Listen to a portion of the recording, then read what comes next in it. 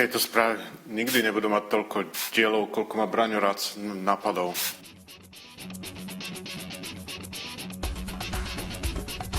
Apple novinky 32. týždeň.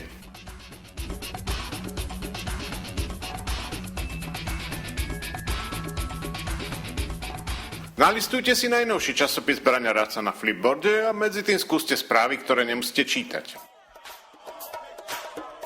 Takže ahojte, ja vás všetkých vítam v dnešnom výnimočnom podcaste.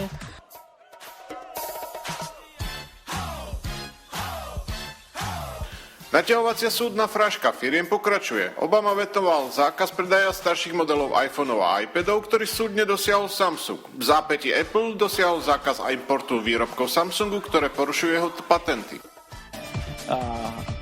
SimCity pre Macy vyjde 29. augusta. Apple čínskym používateľom ponúka výmenu napodobenín adaptérov za ich originál.